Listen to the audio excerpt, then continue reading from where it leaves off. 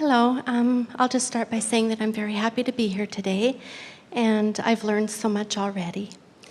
My question is, how do I move through the fear and allow myself to receive what I know is waiting right here for me? Well, you don't move through fear. You acknowledge it as guidance that what you're thinking is bogus.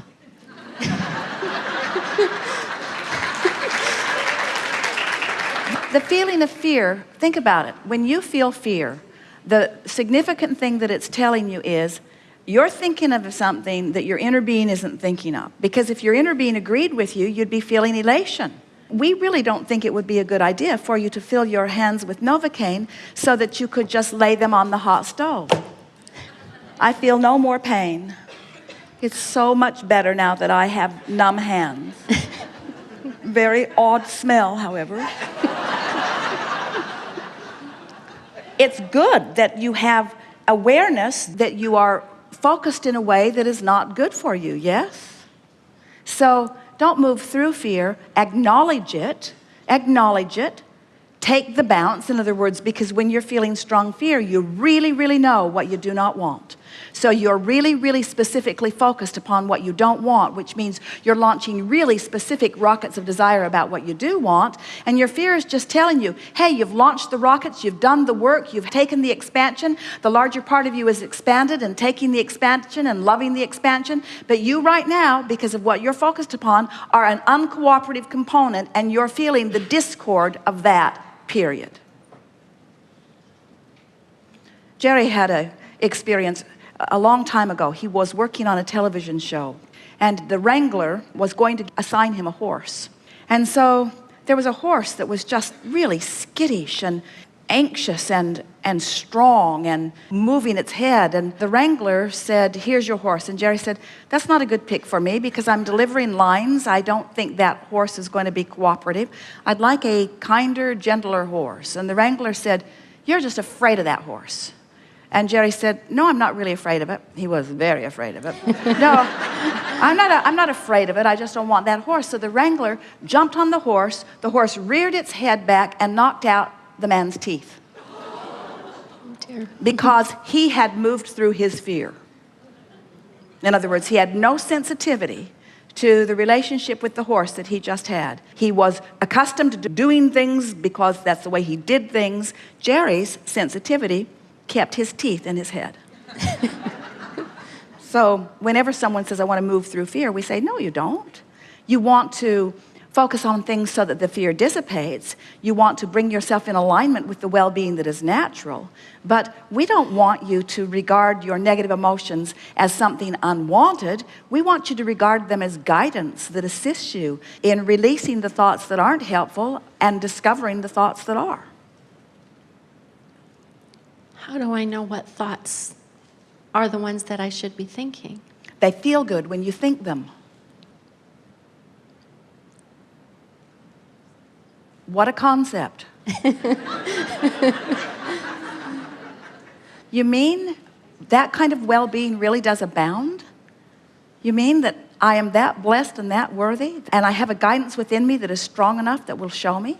Practice it. Find somebody who's really given you a hard time and focus upon the injustice that they've offered and feel how awful it feels. Bring yourself to a place of really not liking someone. Really resent them and really beat the drum of it and feel how you feel. And recognize that all you're doing is choosing a stance that the source within you, that your inner being, that the larger part of you will not choose no matter what. Because no matter how much reality you're facing, your inner being will not leave the vortex and commiserate with you. And that's why you have negative emotion.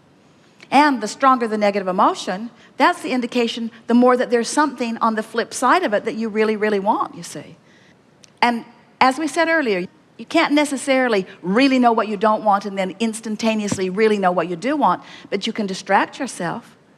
So it's better, rather than hitting it head on, to change the subject, to get off the subject that is agitating you or off the subject to which you are feeling so much fear, and try to find something that you feel better about. Often, when you really don't feel good, the best thing to do is to meditate or to take a nap or to do something to break the evil spell of the point of attraction just a little bit. We're kidding you about the evil spell thing, you know, but to break the point of attraction. So this is the point of what we've been talking about today. You've heard it all day long from us, is that it's far more productive and far easier for you to find yourself in the vicinity of the vortex and then milk that a little bit than to go from a fearful place and try to move into the vortex, because what you've got going on vibrationally is just going to reflect more back to you. If you're in a place where you're really feeling fear and someone says push through it, maybe what they mean is just hang on, because you cannot maintain that level of fear for a very long time, because you're going to be distracted with life, you're going to be distracted with sleep. In other words, this too shall pass.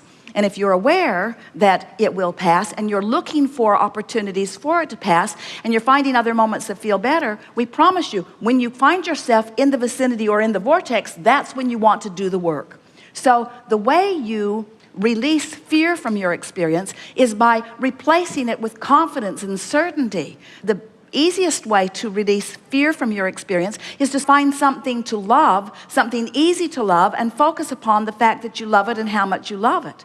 It really is about the amount of airtime that you've been giving to things. But you have been living under a misconception, as have most people on the planet. Most people think that stuff just happens, and when bad stuff happens, and you look at it, and you have to, that you're going to feel fear, and that there's not anything that you can do about it. And we want to say, even under the most fearful of conditions, you don't have to feel fear, because you have the ability to change the subject. So why wouldn't anyone? This is a big question that we want you to consider about yourself. Why wouldn't anyone be willing to change the subject from a fearful one to a joyful one? Why would you not be willing to do that? Because you don't believe in the vortex? Because you believe in reality? In other words, the only reason that anyone would not be willing to do that is because they really don't get the vortex, they really don't get attraction, they really don't get vibration, they really don't yet understand that manifestations will follow your point of attraction, and your point of attraction is evidenced to you by the way you feel, and you can choose to feel good no matter what, no matter what, no matter what, once you understand this, you see. So when you say, how can I push through fear? We say, we wouldn't. We just try to find little pieces of something that feel entirely different than fear, and we would practice them until they're so active in our vibration that even scary things don't scare you.